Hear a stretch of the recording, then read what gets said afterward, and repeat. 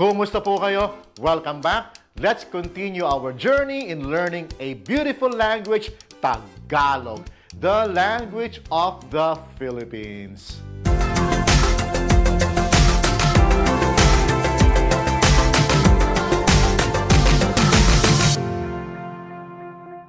If you have been watching my channel, you'd know that Tagalog words like verbs and adjectives are created through the combination of root words and affixes, or small words that add meaning to the newly created word.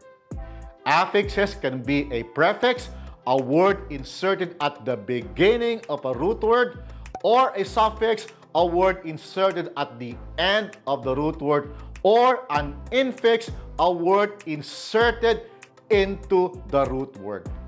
In this video, we will continue to learn a new verb, this time combining a root word with a prefix and a suffix. And we pick up from our last video when we discussed the root word SABI, say or tell. This time, we will combine the root word SABI with the prefix pag and the suffix an. Since SABI ends in a vowel, the suffix becomes han. We now have the verb pagsabihan. The combination of the prefix pag and the suffix han implies doing something physical or emotional to someone. In essence, pagsabihan means to tell of someone, or more appropriately, to admonish, to warn, or to reprimand. Like all Tagalog verbs, the infinitive form pagsabihan relies much on context. It does not really capture the English words warn or reprimand, which are very harsh words. Pagsabihan is a bit mild. It is the action of talking to someone to let that someone know that he or she did something wrong. That is why I will be using the English word admonish in my examples. Admonish sounds a little more benign. There's a harsher equivalent to the verb pagsabihan, but that's a lesson for another day. All right? Let's go back to the verb table. First thing to note is that the verb pagsabihan is an object-focused verb. As such, the focus is on the object or the receiver of the action. Subjects with actor-focused verbs are generally grouped to personal pronouns.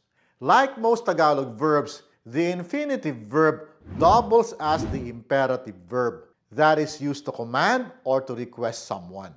We will use it in simple sentences. Tara, simulan na natin. Pagsabihan mo siya. You admonished him or her. Pagsabihan mo si Anton dahil sa ginawa niya. You admonished Anton for what he did. Pagsabihan natin sila dahil sa ginawa nila. Let us admonish them for what they did. Pagsabihan ninyo ang mga anak ninyo. You all admonish your children. Pagsabihan ninyo ang mga tauhan ninyo. Mali ang ginawa nila. You all admonish your people. What they did was wrong. Ayos ba? Now, this time, let's conjugate the infinitive verb pagsabihan in the past, present, and future aspects. From this verb table, you can see that the prefixes change depending on how they are conjugated in the completed, progressive, and contemplative aspects. The affixes are represented by the yellow letters, and the white letters represent the reduplicated first syllable of the root word SABI, sa. Let's begin with the progressive aspect or nagaganap. This is when the action is currently happening. But before that, please be sure that you are subscribed. If not, please hit the subscribe button and the bell notification button so you'd be updated of new videos. Ayos? So, simulan na natin. Here are our examples in the progressive aspect. Pinagsasabihan ko siya madalas. I admonished him or her a lot of times. This sentence shows habitual action, that the subject admonishes someone whenever that someone makes a mistake. Thus, we use the progressive form pinagsasabihan. Moving on. Pinagsasabihan mo siya palagi, hindi ba? You admonished him or her all the time, don't you? Pinagsasabihan nila ang mga anak nila. They are admonishing their children. In this sentence, it is clear that the subject nila are performing the action at the present time. Thus, we use the progressive form pinagsasabihan. Pinagsasabihan ni Tess si Anton ngayon. Tess is admonishing Anton now. This sentence clearly establishes the time of the action. Ngayon, now, or today. So, we use the progressive form pinagsasabihan. Let's continue. Pinagsasabihan ni Coach ang mga bata.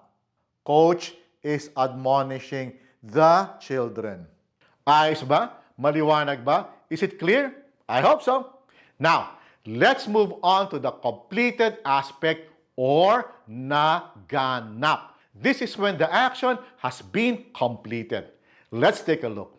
Pinagsabihan ko si June, hindi na siya uulit. I admonished June, he won't do it again. Pinagsabihan ko na si June, hindi na siya uulit. I already admonished June, he won't do it again. Remember the adverb na? It is an emphatic marker that can mean already or now. Moving on. Pinagsabihan mo ba si Marie? Did you admonish Marie? Remember the question marker ba? It is used to emphasize the question. A question in Tagalog can exist without ba, but it won't be as emphatic without it. Alright? Pinagsabihan ni Tess si Anton kanina. Tess admonished Anton earlier. Pinagsabihan namin ang mga estudyante na mag-aral ng mabuti. We admonished the students to study well. The adjective mabuti can mean good, kind, fine, well, or even okay in some context. It is an adjective you can use to describe a person, an idea, or an action like the word mag-aral, as in mag-aral ng mabuti, to study well. Got it? Next, let's tackle the contemplative aspect or magaganap. This is when the action is about to occur. Let's take a look at our examples. Pagsasabihan ko, I will admonish someone. Pagsasabihan ko siya mamaya. I will admonish him or her later.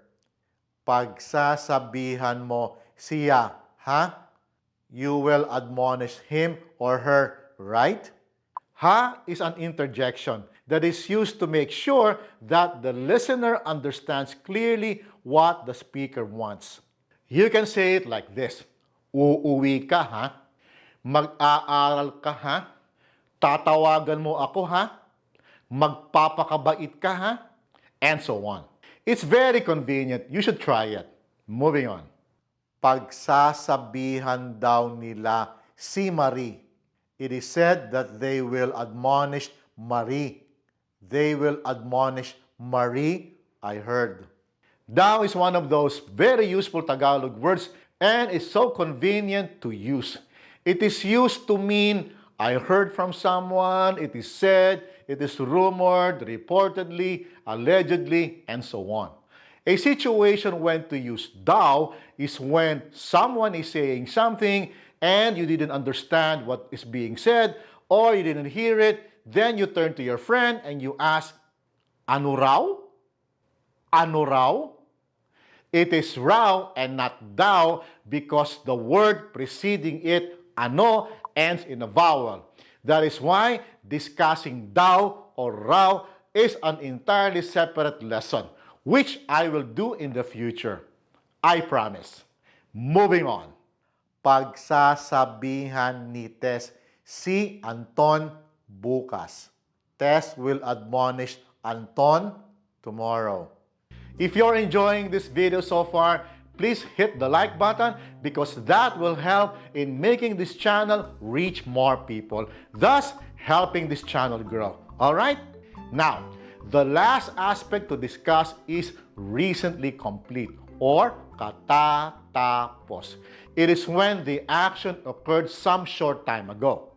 Strangely, the infinitive verb pagsabihan does not have a recently complete form. Instead, what is used to convey the idea of recently admonishing someone is to use other verbs like kakakausap lang or just talked, or kapapag-usap lang, which also means just talked, and kasasabi lang or just said to. To know more about those, you can check out our videos on those subjects in episodes 101, 102, 103, and 107. That's about it. We have covered in this video and in the last two videos the verbs created from the root word SABI, say and tell. Don't forget to practice Tagalog with your Filipino friends, partners, or family members. They will be more than happy to help you. And if you are doing formal or online courses on Tagalog, just continue with what you are doing. I will be seeing you soon.